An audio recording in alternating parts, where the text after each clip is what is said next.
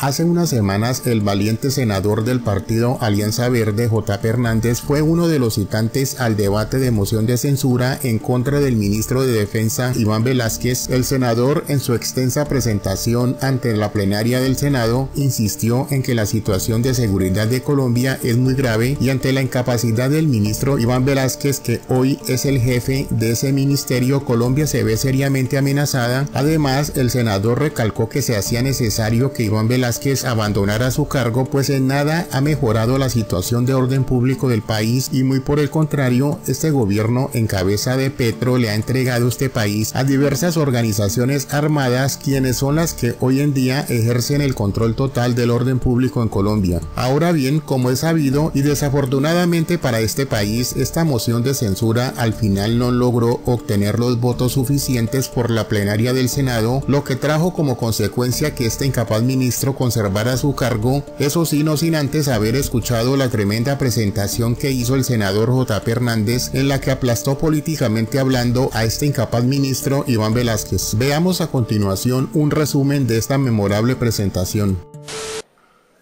No quiero aceptar hoy el retrovisor como una justificación.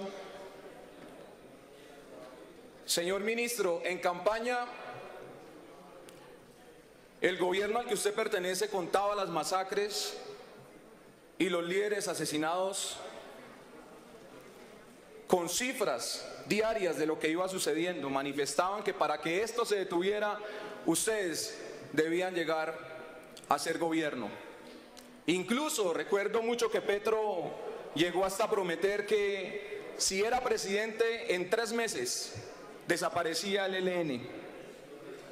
Por esa razón yo espero que la justificación no vaya a ser que en los gobiernos anteriores también sucedía.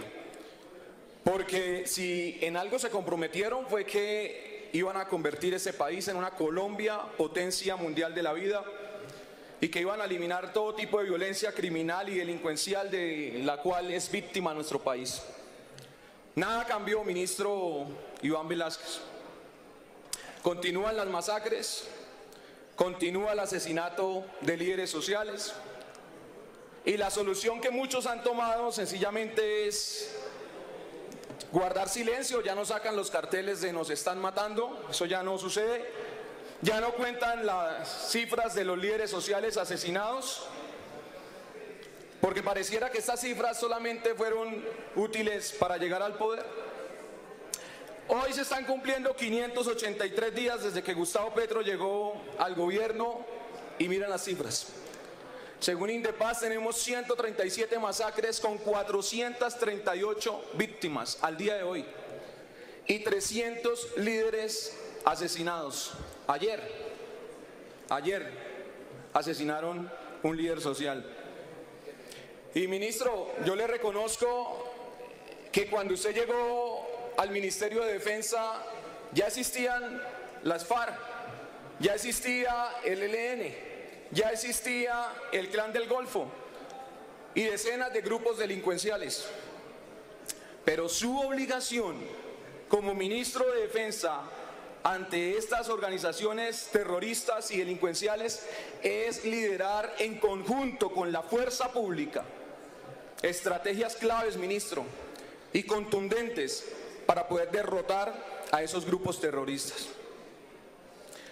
Es su obligación, ministro Iván Velásquez, garantizar la seguridad a todos los colombianos y preservar la soberanía de nuestro país, la independencia, la integridad territorial.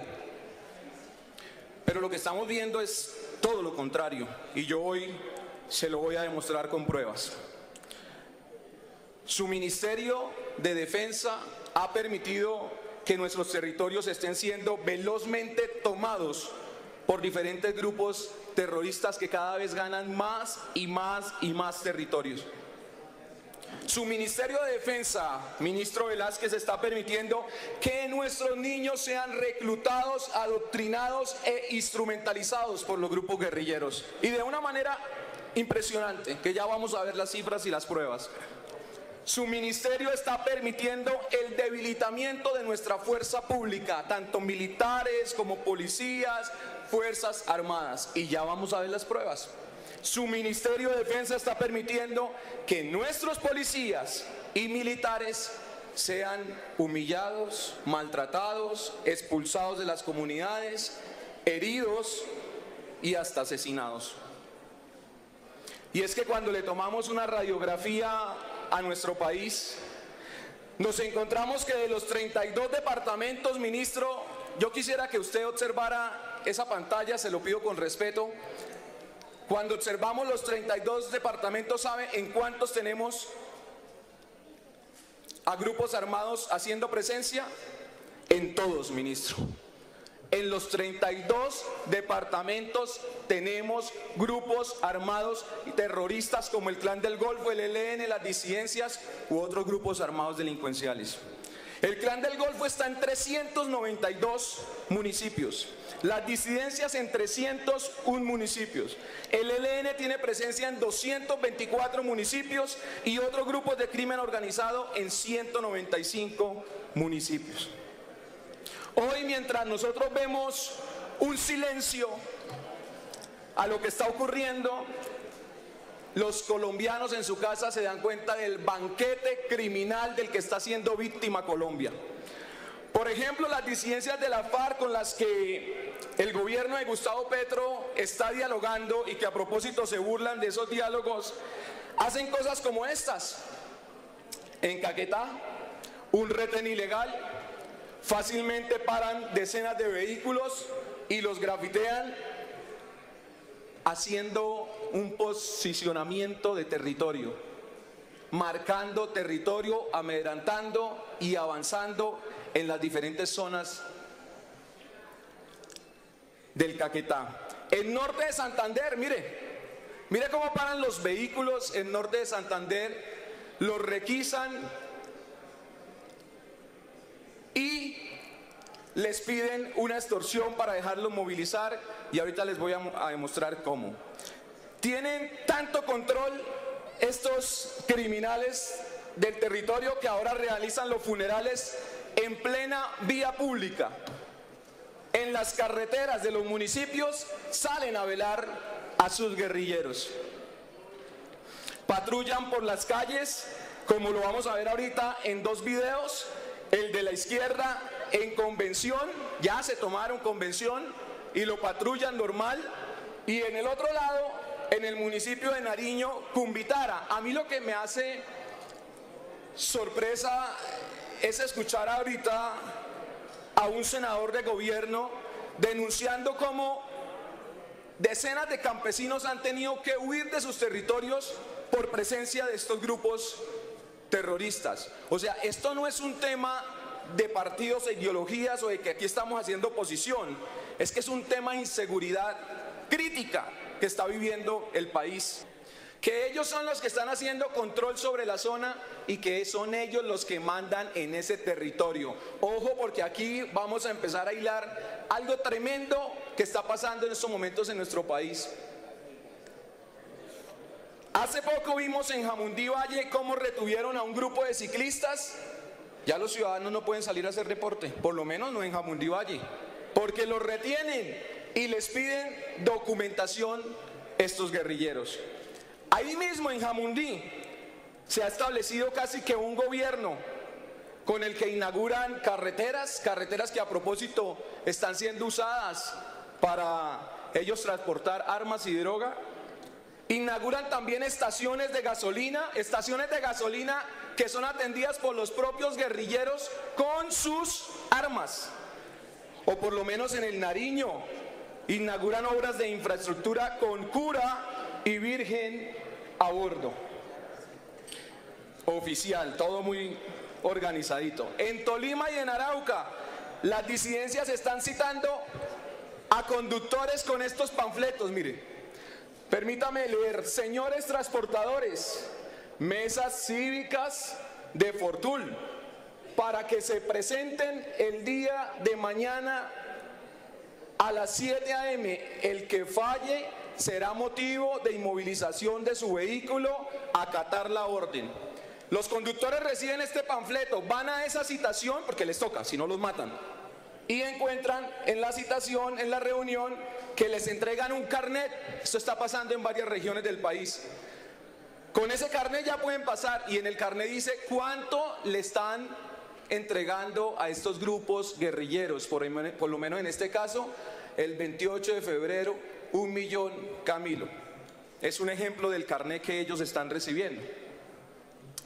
En Tolima y en Arauca pasa lo de los panfletos. El ELN sigue secuestrando. Incluso el domingo estábamos con mi equipo armando esta moción de censura, haciendo unas investigaciones y secuestraron al infante de Marina, que todos ustedes lo vieron. En el Chocó decretaron paro armado, aquí todos lo saben. En Antioquia montaron un retén ilegal, se robaron una camioneta y le prendieron fuego, mírenlo, a una de las turbos pertenecientes a la empresa de hidrocarburos mineros Aluvial. En el Cauca, el ELN también está realizando retenes ilegales. Fácilmente en el Bajo Cauca se les dio por quemar 2 ambulancias al Clan del Golfo. En Tuluá Valle vivieron momentos de terror cuando le prendieron fuego a 9 vehículos, entre esos 6 taxis y 3 carros particulares. Para cerrar esta parte de lo que es el avance en el territorio, yo quiero que ustedes observen unas imágenes en las que se inaugura un puente por parte de un grupo guerrillero y quiero que observen también la reacción del ministro de Defensa a esta inauguración. Una organización ilegal inaugurando obras como si fueran gobierno. Y en la responsabilidad de ustedes y en la responsabilidad de las fuerzas militares está que hechos de esa naturaleza no vuelvan a presentarse. Ministro, yo comparto el tema o la parte donde su merced manifiesta que esto es completamente ilegal, porque es que estos grupos guerrilleros no son gobierno. Lo que me deja sorprendido es que usted, en un tono muy enojado, diga que la responsabilidad es de las fuerzas militares.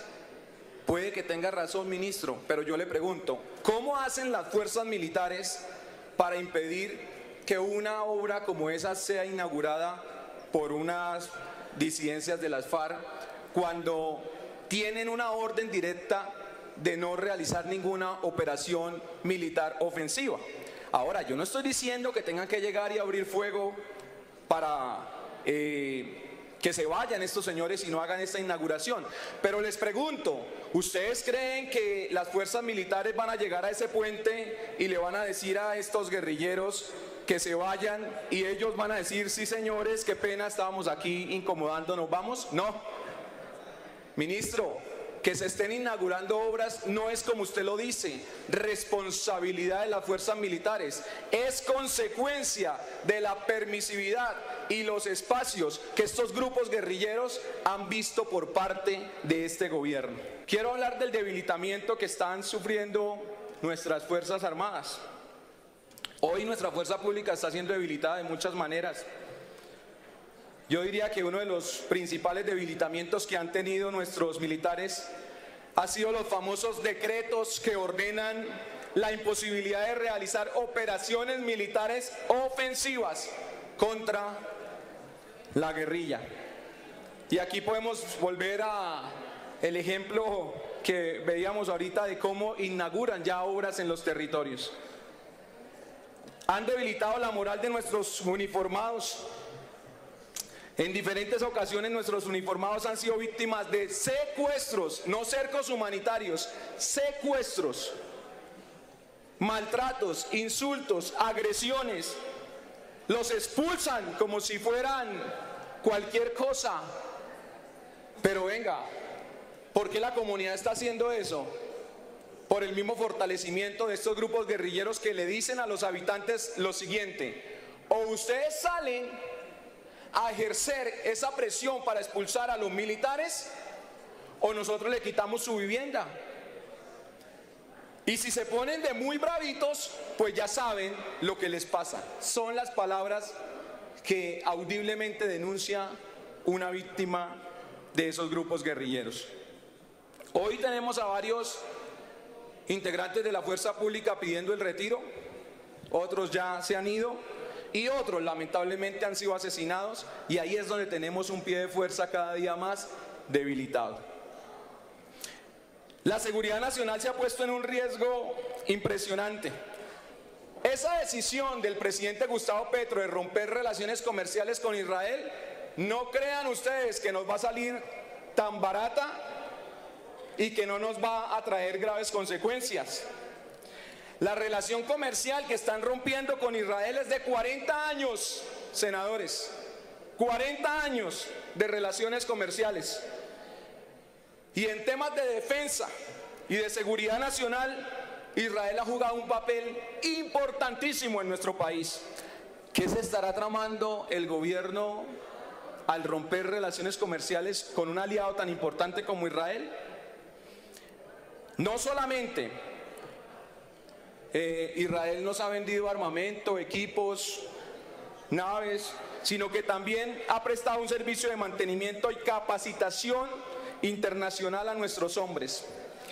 En estos ¿me permite? Ahorita puede ingresar usted. En estos momentos nuestras fuerzas militares pueden llegar a estar equipadas hasta por 300 fusiles, 300.000 fusiles Galil. Y en estos 40 años, Indumil, nuestra industria militar, se preparó para aprender la tecnología que produce las piezas de estos fusiles Galil. Indumil puede fabricar todas las piezas excepto dos: el cañón y la mira. Entonces, ¿qué va a pasar al romper relaciones comerciales con Israel y esos fusiles necesiten un cambio de cañón y mira?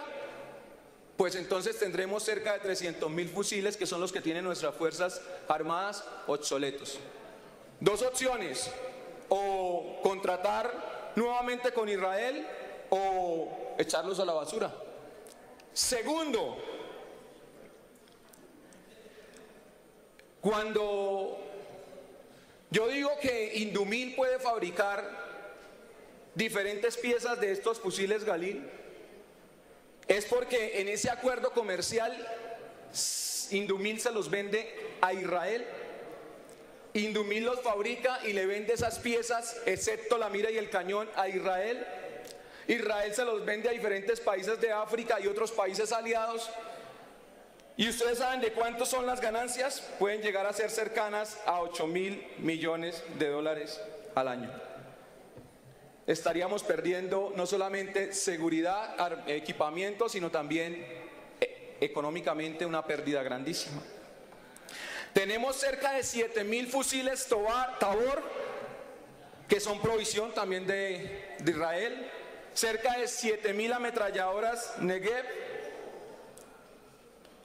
De Israel también provienen más de 10.000 radios. De Israel también provienen más de 50.000 visores nocturnos. Y todo esto se puede llegar a perder con el rompimiento de estas relaciones comerciales. ¿Qué pérdida tan impresionante que van a tener nuestras Fuerzas Armadas con este rompimiento de relaciones comerciales con Israel? Me pregunto, ¿qué está tramando este gobierno con este debilitamiento que le están haciendo a nuestras Fuerzas Armadas? ¿Y qué coincidencia tiene esto con las más de 4 visitas que Gustavo Petro le ha hecho a su mejor amigo Nicolás Maduro? De pronto ahorita más adelante nos demos cuenta. Si hablamos de la seguridad aérea, ya ustedes han escuchado lo que está pasando con el tema de los helicópteros. Los aviones Kafir ya están a pocos meses de quedar completamente obsoletos, salir de funcionamiento. Y a Israel le acabamos de comprar el pasado 28 de diciembre, escuche, un proyecto Atmos de artillería autopropulsada para el ejército, conformado por 3 baterías que son 6 piezas, 18 cañones que tienen un alcance de 40 a 50 kilómetros, así como también un sistema de defensa que se llama Barats, aviones dotados con equipos de inteligencia estratégica por un costo cercano a los $200 millones y la artillería por $200 millones. Desde el gobierno dicen que los contratos que ya están se van a respetar, que no se van a hacer contratos futuros, pero resulta que todo lo que se compra tiene un mantenimiento y eso se hace con la nación que los vendió. Entonces, ¿qué vamos a hacer con los mantenimientos de todo lo que nosotros hemos adquirido? Esto no es delicado, esto es peligroso, lo que estamos viendo aquí para nuestra seguridad y nuestra soberanía y nuestra independencia como nación. Ahora, ¿qué está pasando con el mantenimiento de los helicópteros y por qué se están cayendo? En el último año, en el 2023, se han caído 4 helicópteros. Ay, son helicópteros. Son vidas de militares que han muerto en estos accidentes. En febrero del 2023 se cayó un helicóptero en el municipio de Quibdó. 4 militares murieron. El segundo se cayó en Antioquia y ahí, pues bendito sea Dios, no murieron los militares, pero 9 quedaron heridos. El tercero se cayó en frontera con Panamá y 4 militares murieron. Van 8.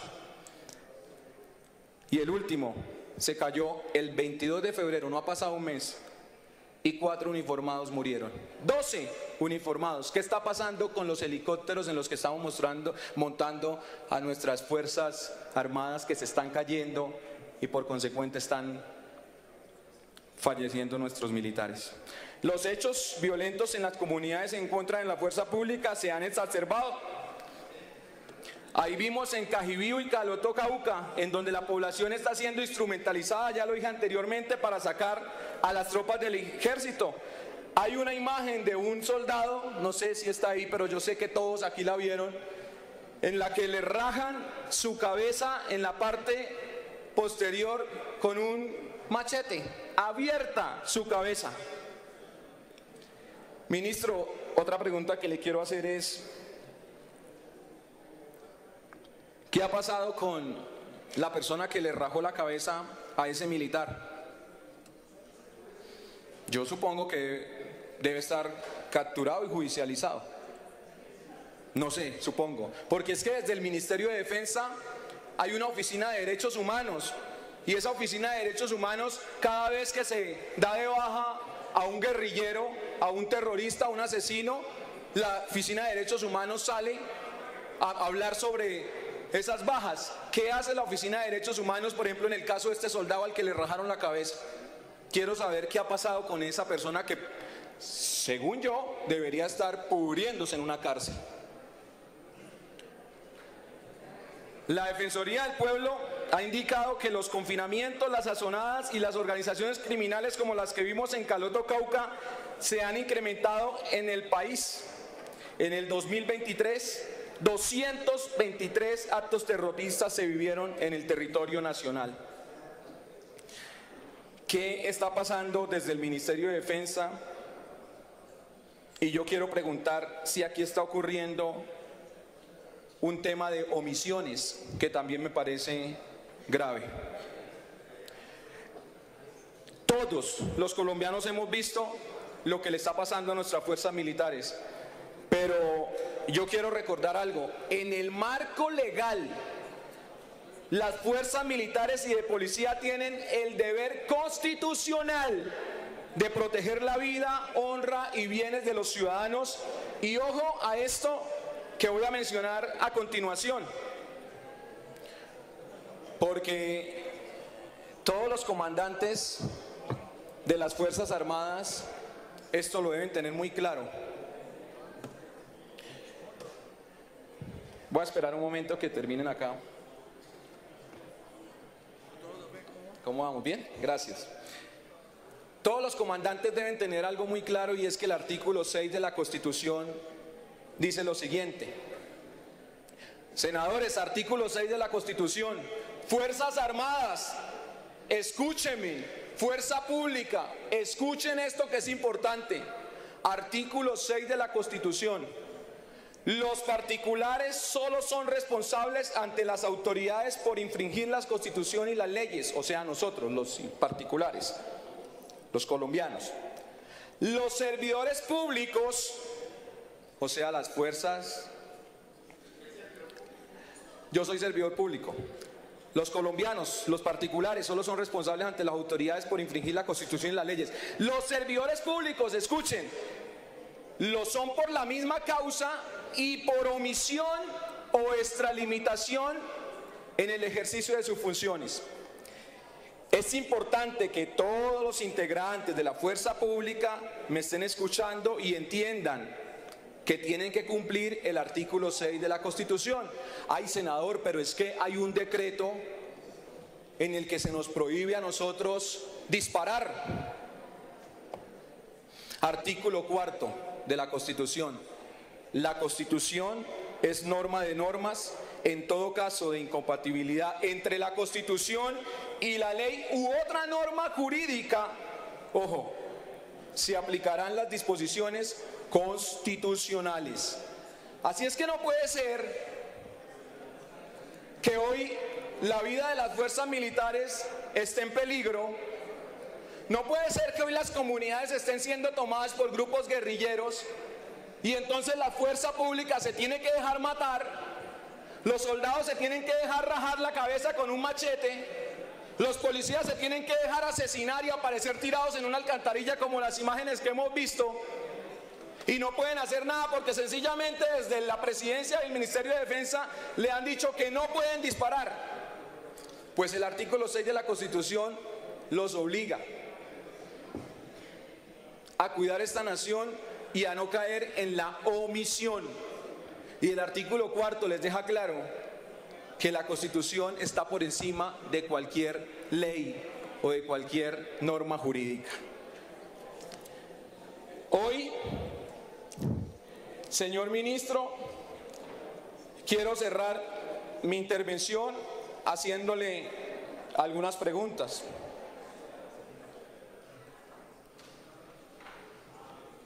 Primero, felicitaciones, señor ministro. Tiene que estar usted muy contento. Y se lo digo con sinceridad. A mí me alegra que la Corte Suprema en el día de hoy haya elegido nueva fiscal. Me alegra. ¿Sabe por qué me alegra, ministro? Porque en este país tienen que caer todos los corruptos. Deben estar tras las rejas, sea de la orilla que sea. Y si esta nueva fiscal general de la Nación, la doctora Luz Adriana Camargo, decide no ser una fiscal de bolsillo, decide no ser una fiscal anclada al Poder Ejecutivo, sino que por el contrario decide desengavetar todas esas investigaciones que están en impunidad y actuar como le ordena la ley, pues buen viento y buena mar y todos mis aplausos. Cuando lo felicito, ministro, es porque sé que es una persona muy cercana a usted. Estudié bastante de la cercanía que tiene, no solamente con lo hecho en Guatemala, sino con lo hecho a través de Justicia y Democracia. Usted estuvo en un tema de una comisión internacional y yo no voy a profundizar sobre ese tema, pero sí le voy a hablar de algo de Colombia.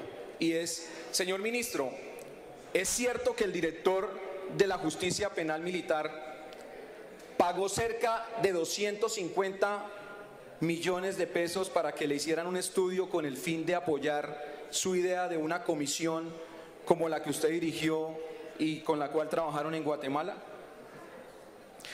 Ministro, esa es una pregunta que si la nota le agradezco para que me la responda, que yo voy a estar muy atento.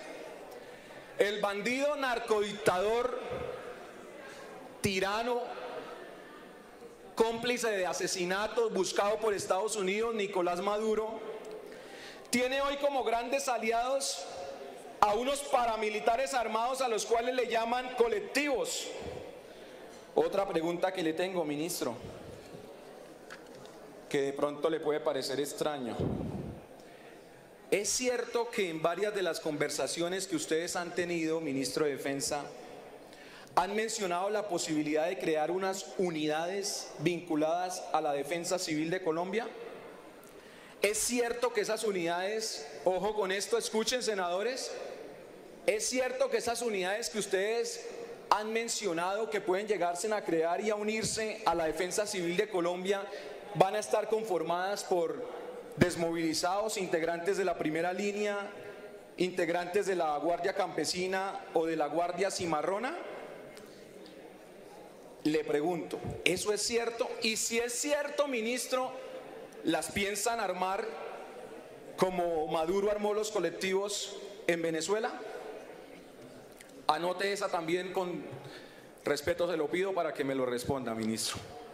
Por último, o dos últimas, en el programa Jóvenes en Paz del Ministerio de Igualdad, están pensando pagarle vía decreto a los jóvenes extranjeros que tengan un riesgo delincuencial. Pongámosle un nombre, un país. A ver, ¿cuál? Venezuela.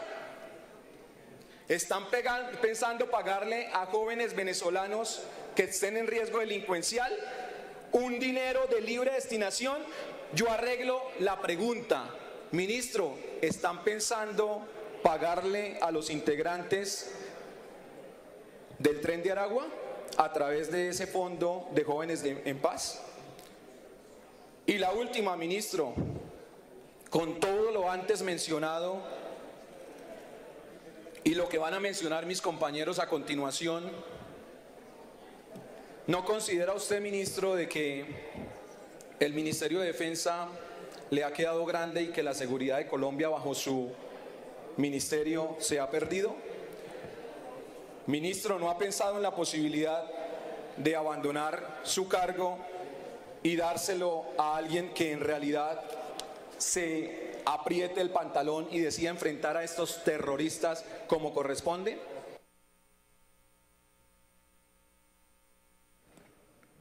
Un minuto para que termine, senador. 2 minutos para que termine. 2 minutos, gracias. A mí me alegró, ministro, cuando usted salió a hablar de bombardeos, porque cuando a los guerrilleros se les bombardea, corren como ratoncitos a esconderse. Cuando yo lo vi a usted hablando de esos bombardeos, ministro, me gustó.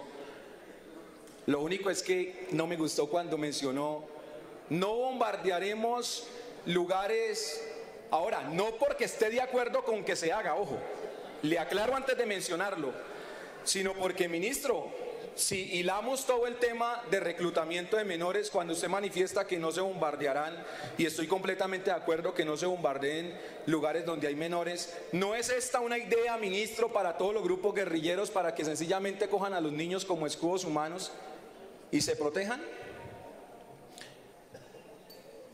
Termino diciendo que esto no es nada personal y que es un tema grave que están viviendo todos los colombianos, una crisis de inseguridad que nos está robando nuestro territorio y que se la está entregando completamente, esta crisis nuestro país se lo está entregando a los grupos terroristas y guerrilleros que con un botón hace ratos los hubiésemos desaparecido. Muchas gracias.